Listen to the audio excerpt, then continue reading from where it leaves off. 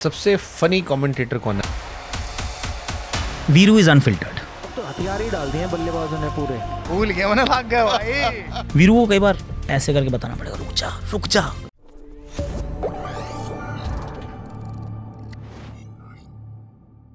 सबसे funny commentator कौन है आपकी जो पैनल में, जिसके साथ बैठ के आपको लगता है कि भाई इसके साथ बैठे कुछ ना कुछ गलती हो सकती है कुछ पंगा हो सकता है? सो ऐसी उसमें ना वीरू इज अनफिल्टर्ड। तो वीरू के साथ ये जरूर है, क्योंकि वीरू को कई बार ऐसे करके बताना पड़ेगा, रुक जा। अब ये थोड़ा ज्यादा दूर जा रहा है, रुक जा, रहने दे, यहाँ नहीं जाना है अपने को, क्योंकि वो नो होल्ड्स बार्ड है। वो क्रिकेट भी ऐसे ही खेला था, वो लड़का भी वैसा ही है, एकदम दिल का सच्चा है, जो दिल में है वो मुंह पे है।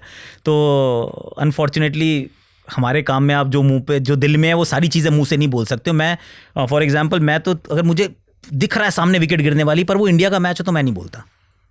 क्यों?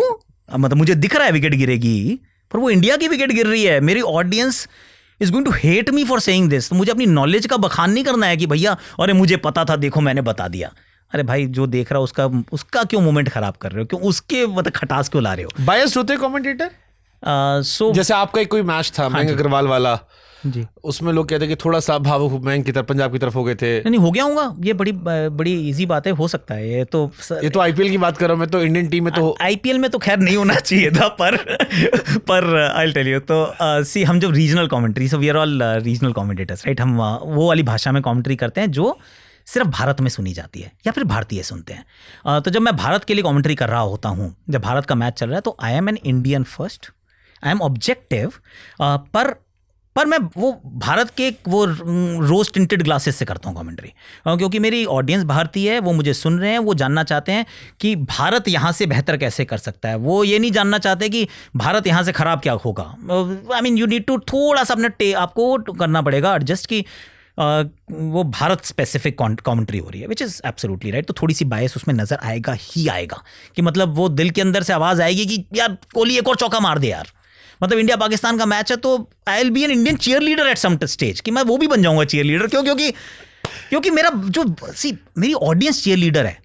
आई want to give you some objectivity, I am not saying कि नहीं देनी चाहिए। तो मैं थोड़ा सा प्रिस्क्रिप्टिव भी हो सकता हूँ कि यार ये कर ले वो कर ले, पर at the deep down I can also be a fan. मतलब आप हमें रिप्रेजेंट भी कर रहे हो, हमें कहानी भी सुना रहे हो। हाँ, तो दोनों काम करना है, तो रिप्रेजेंट करना भी जरूरी है, उसको नहीं भूलना चाहिए। पर आईपीएल में तो नहीं होना चाहिए था ये, पर कई बार अगर हो गया तो ये भी हो सकता है कि इसी बायसेस इंसान है ना, कि आपको किसी की ना पर्सनल स्ट्रगल पता है, और आपने उससे भी रिसेंटली बात की थी, आपने 6 महीने उसके स्ट्रगल को देखा, आपको पता है वो क्या जूझ के आ रहा है, उसका ना एक मेंटल इशू भी चल रहा है, उसका भी ना वो बेचारे का वो डिवोर्स ही लोड कर रहा है।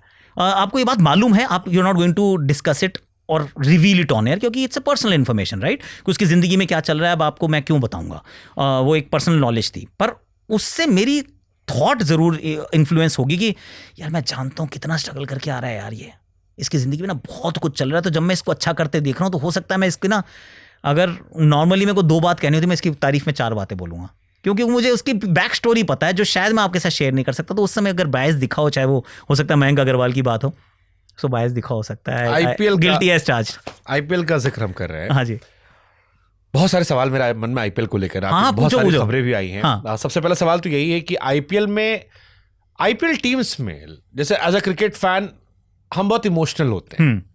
मैंने मोहम्मद सिराज को विराट कोहली के सामने बॉल करते हुए भावुक होते हुए देखा, और मुझे वो बहुत ही ऑ मूवमेंट लगा, बुरा लगा एक्चुअली कि उसकी क्या था ये। जब चहल ने छोड़ा, मुझे अफसोस हुआ था कि चहल ने क्यों, आरसीबी ने चहल को छोड़ दिया। जी करेक्ट। रोहित कैप्टन नहीं बने, मुझे अफसोस हुआ उस बात का। कैरन पोलार्ड जब वो डगआउट में बैठे हैं और मैं देखता हूं दुनिया भर की लीग्स में छक्के मार रहे हैं, मुझे अफसोस होता है कि यार इसने तुम्हें कितने साल चैंपियन बनाया, तुमने क्यों छोड़ दिया। जी, रैना गए, मुझे अफसोस हुआ। अब जडेजा को लेकर खबर जी, 2 सवाल मेरे मन में। एक, आईपीएल में लॉयल्टी जैसा कुछ होता है या it's a pure business, emotions केवल फैंस के हैं, फ्रेंचाइज के इमोशंस नहीं होते हैं। एंड दूसरा सवाल इसी पे ऐड ऑन करते हुए कि क्या सीएसके दूसरी बहुत बड़ी गलती करने वाली है जो उसके फैंस के दिल में तकलीफ दे जाएगी, रैना के बाद जडेजा को छोड़ना? Okay, let's address the first one. I feel किसी भी लीग की सक्सेस के लिए, क्योंकि आपको लीग को देखना है, उसके अंदर जैसे जैसे भारत के लिए फॉर एग्जांपल, भारत के लिए अगर भारतीय टीम खेल रही है तो भारत के लिए सबसे जो डिसीजन मेकर है ना वो अनइमोशनल होना चाहिए, क्योंकि अगर वो इमोशनली इन्वेस्ट हो जाएगा खिलाड़ियों में तो वो भारत के लिए क्या सही है वो नहीं कर पाएगा।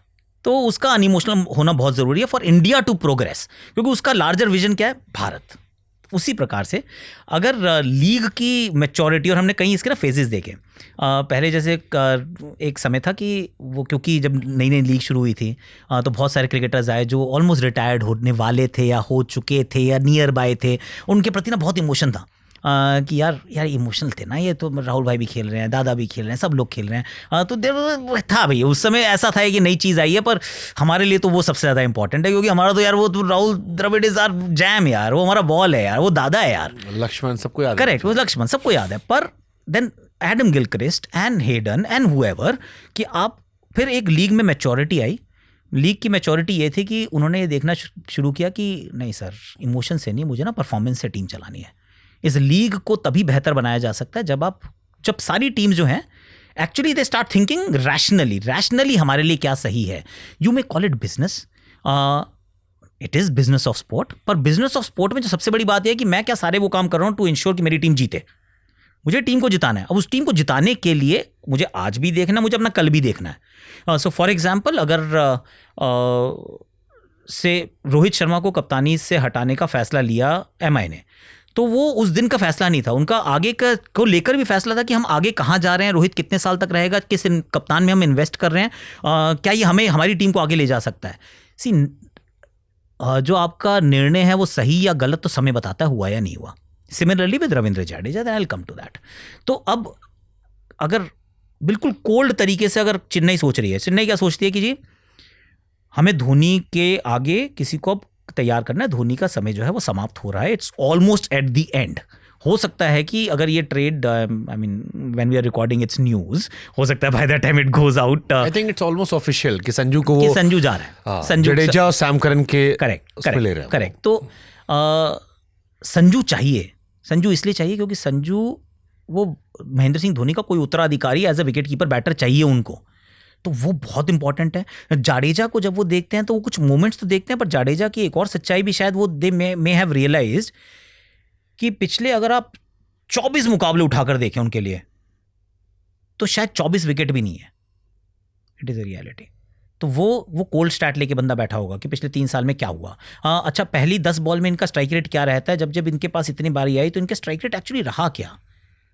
फाइनल उन्होंने जिताया, वो फाइनल में कॉल कर रहा था, बड़ा मजा आया था वो मैच जो उन्होंने जितवाया मोहित शर्मा के सामने, वो बहुत मजेदार था। 2 बॉल में 10 रन बनाए, तो दैट इज आइकॉनिक।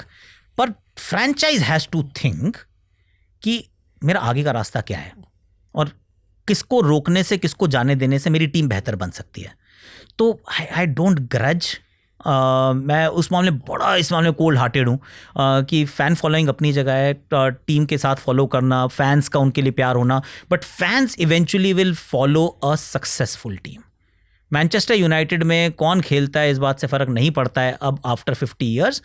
फ़र्क सिर्फ एक बात से पड़ता है कि क्या मैनचेस्टर यूनाइटेड जीत रही है। अगर मैनचेस्टर यूनाइटेड रोज़ मैनचेस्टर सिटी से हार जाती है तो फिर याद आते हैं एलेक्स फर्ग्यूसन, वरना नहीं याद आते, कहते जीत रही है तो ठीक है। आप ये कह रहे हो कि अगर धोनी नहीं भी रहेंगे जी, और सीएसके अच्छा करेगी जी, सीएसके की फैन फॉलोइंग रहेगी, या आरसीबी में विराट नहीं रहेंगे और आरसीबी अच्छा करेगी, तो भी आरसीबी और सीएसके को लेकर उतना ही पागलपन होगा। अगर नहीं होगा तो आई विल बी डिसअपॉइंटेड, क्योंकि then okay I won't be disappointed, it will be a reality check that the league hasn't matured yet. Maturity और आनी है, क्योंकि खिलाड़ी तो हमेशा रह नहीं सकते ना, ये कल नहीं थे, ये कल नहीं होंगे, तो वो साइकिल ऑफ लाइफ है, वो चेंज होते ही रहने वाले हैं। पर जो प्रॉपर्टी है, जो इवेंट है, वो event has to supersede everything else. कि आईपीएल इतना बड़ा टूर्नामेंट होना चाहिए जिसके अंदर लॉयल्टी आपकी है, वो है सिर्फ आपकी टीम के साथ, आपकी टीम की सक्सेस के साथ। यू में डिसएग्री और agree, that's a point of view. मतलब आप फैन है तो आप पंजाब में मैच देखने गया था, पंजाब की टीम ने मुझे बुलाया था ऑफिशियली। रास्ते में मुझे दिल्ली एयरपोर्ट पे कुछ लड़के मिले, एक फौजी मिला मुझे जी।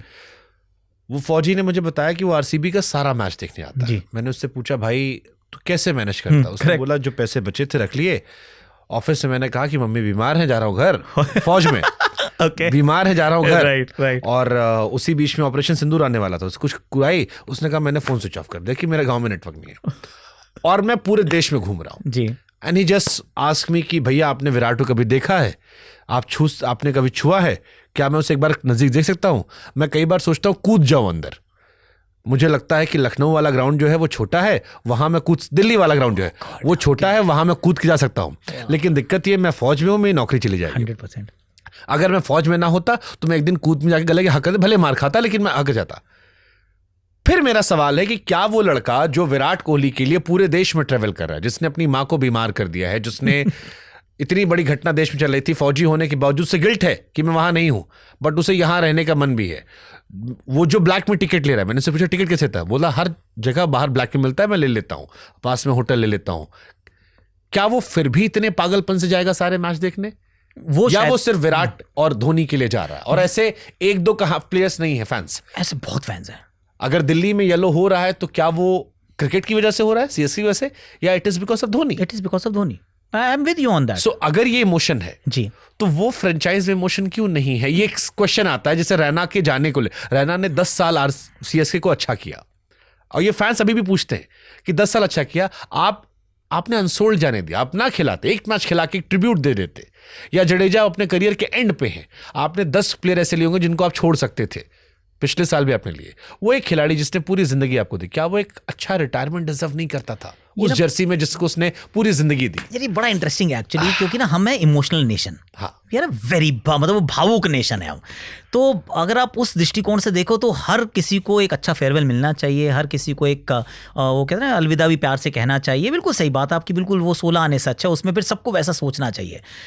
पर अगर आप विश्व में सबसे बेहतर बनना चाहते हैं तो Australia is a good example. Sport की अगर हम बात करें, खासतौर से क्रिकेट की, क्रिकेट के अंदर ऑस्ट्रेलिया ने किसी को फेयरवेल नहीं दिया। They don't care, they think only one thing, communicate कर दिया जाएगा कि आपका यहाँ पे रास्ता खत्म होता है, और आपका रास्ता 2 कारणों से खत्म होता है। एक तो ये कि आपके पास अब जो बचा है वो शायद मेरे लिए उतना वैल्यूबल नहीं है, और दूसरा जो खड़ा है वो मेरे देश को आगे लेकर जाएगा, तो मेरा देश आपसे ज़्यादा महत्वपूर्ण है। And there are no farewells, and culturally nobody expects them any more. अब ऑस्ट्रेलिया में किसी को किस बात का मलाल नहीं होता कि माइकल क्लार्क को नहीं मिली, या कल आप देखेंगे स्टीव स्मिथ को नहीं मिली। किसी को कोई फेयरवेल की चिंता नहीं है, सबको ये पता है कि अब आपका समय पूरा हो रहा है and you have to exit. Bharat में अनफॉर्चुनेटली वैसा नहीं है, तो दैट इज वायर हम वो देखते हैं, वो थोड़ा कई बार वो करियर विशेष को हम शुरू में चर्चा तो वो सभी व्यक्ति विशेष, तो वो बहुत सारे हमने करियर्स देखे हैं जो थोड़ा सा मतलब they go slightly past their sell by date and they overstay their welcome. ये होता है, ये भारत की ये भारत का तरीका है जीने का। लेकिन स्पोर्ट, क्योंकि अब भारत भी हम विकसित भारत बनने वाले हैं, बनेंगे हो सकता है आने वाले समय में, उसी दिशा में हम जा रहे हैं। उसी प्रकार से भारतीय क्रिकेट जो है उसको भी वहीं जाना है जहां सारे जहां से अच्छा हिंदुस्तान हमारा है, तो वो हर जगह आपको नज़र आना चाहिए। तो वहाँ पे ना मानता हूँ मैं कि emotions play a huge role. वो शायद हमारी आत्मा भी है थोड़ी सी वो, क्योंकि हम सारे भावनात्मक बहुत भावुक लोग हैं। पर मैं फ्रेंचाइज को कहूँगा कि नहीं, ठीक है यार, जो आप कर रहे हो, अगर आपको लगता है कि आप अपनी टीम को आगे लेकर जा रहे हो, आपका सिर्फ एक चीज़ से आपकी कमिटमेंट है, आपकी लॉयल्टी है, आपका कर्तव्य ये है कि आप वो सब कुछ करें जो आपकी टीम के लिए सही है। फिर वो किसी व्यक्ति विशेष के लिए सही है या नहीं है, उस बात को हो सकता है आपके दिल में थोड़ा दुख हो, आप साइड में जाके फेलिसिटेट कर देना यार, लेकिन उसके लिए आप एक साल खराब करना चाह रहे हो अगर, तो वो गलत है। In fact I will go to the extent, अगर उनको ये लगता है कि महेंद्र सिंह धोनी इस टीम को आगे नहीं ले जा रहे हैं, या फिर ये टीम के अंदर लायबिलिटी हैं, they should be the first one two से कि धोनी आप नहीं चाहिए, दैट्स इट यार।